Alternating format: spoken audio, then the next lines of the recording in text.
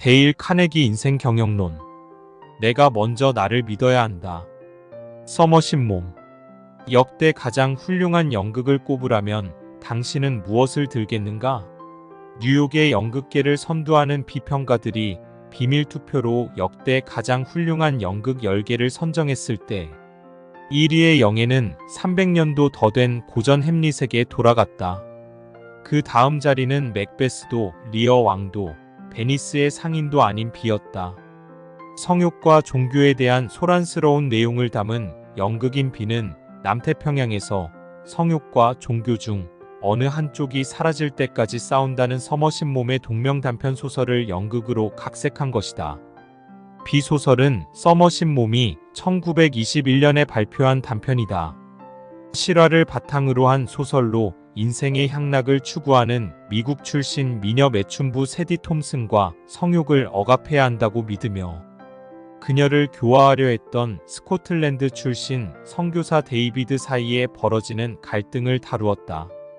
데이비드는 세디를 교화하는 데 어느 정도 성공했으나 결국 세디의 육체적 매력에 굴복해 그녀와 성관계를 맺었고 그 후 심한 죄책감을 느껴 자살하고 만다. 세디가 그런 데이비드를 가리켜 남자라는 놈들은 다 똑같아 라고 말하면서 소설은 끝난다. 여기서 비는 남태평양 사모아의 장맛비를 가리키는 것으로 인간의 거센 원시적 성욕을 상징한다.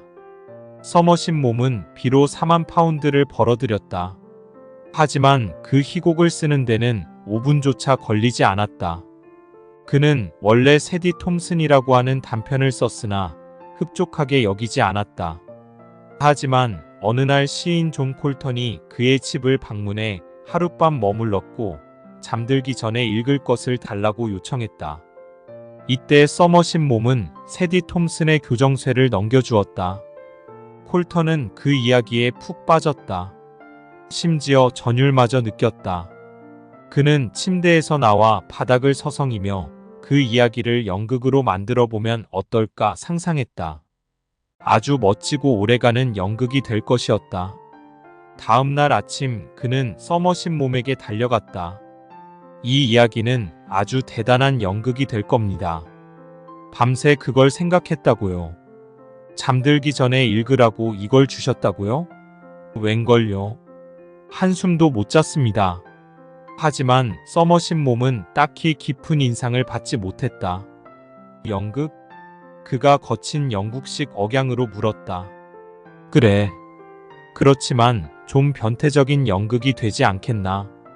흥행은 끼케야 6주 정도 가겠지. 이야기는 정말 거들떠볼 필요도 없네. 정말로 그래. 하지만 그렇게 거들떠볼 필요도 없다고 생각했던 연극은 대략 4만 파운드를 그에게 벌어다 주었다.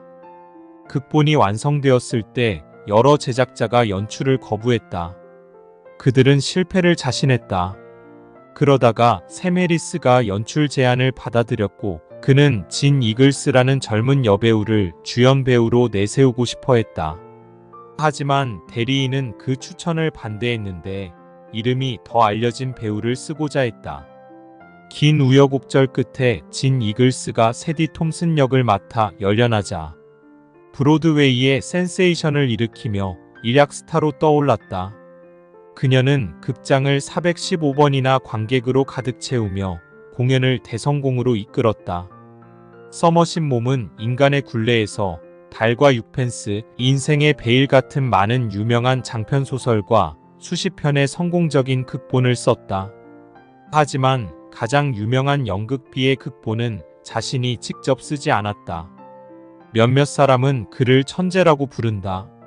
하지만 글을 쓰기 시작한 이후 11년 동안은 재정적으로 엄청난 실패를 겪었다.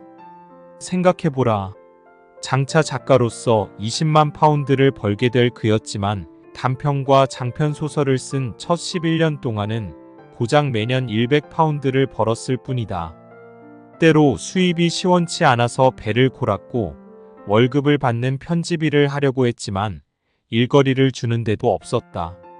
서머신 몸은 내게 이렇게 말했다. 계속 글을 쓸 수밖에 없었어.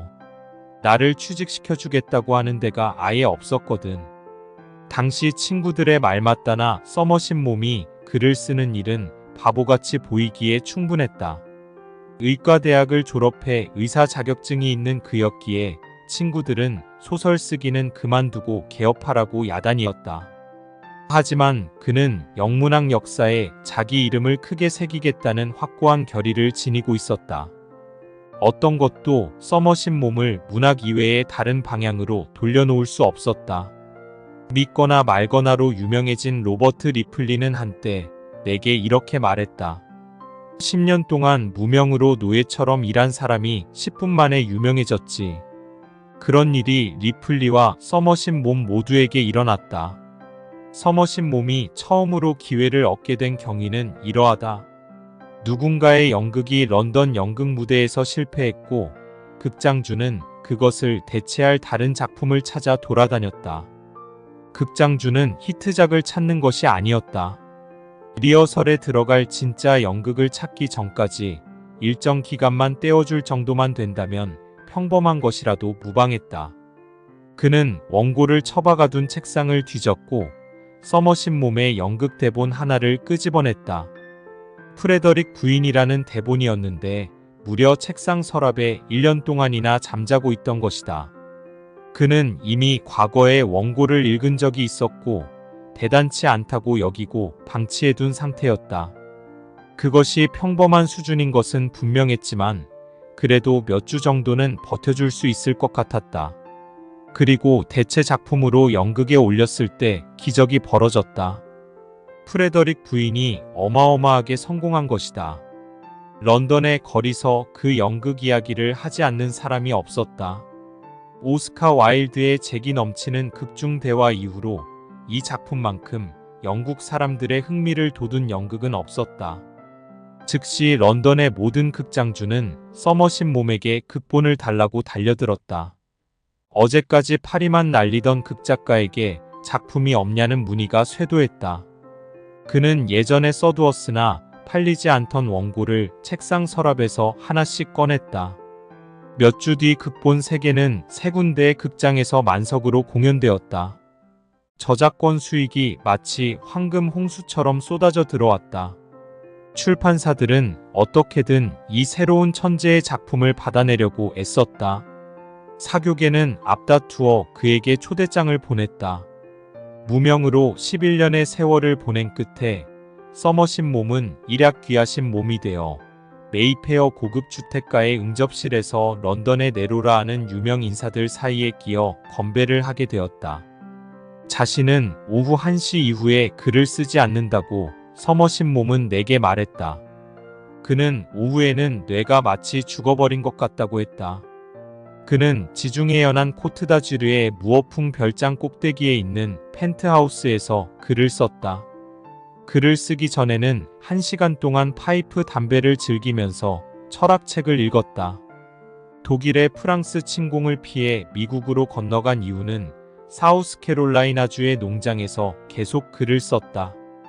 그는 내게 미신을 믿지 않는다고 했지만 자신의 책 표지에 이브라이는 새겨 넣었다. 그리고 똑같은 디자인을 집 안에서 사용하는 식기에도 새겼다. 문구류에도 이브라이 문양을 새겼고 심지어 놀이용 카드에도 새겨 넣었다. 벽난로 위의 장식에도 이브라이를 새겼으며 빌라 입구 위도 예외는 아니었다. 그런 부적의 효과를 정말로 믿는지 내가 묻자 그는 빙그레 웃을 뿐이었다. 여기서 이브라이는 악마를 물리치는 주술적 상징입니다. 인생 경영 포인트.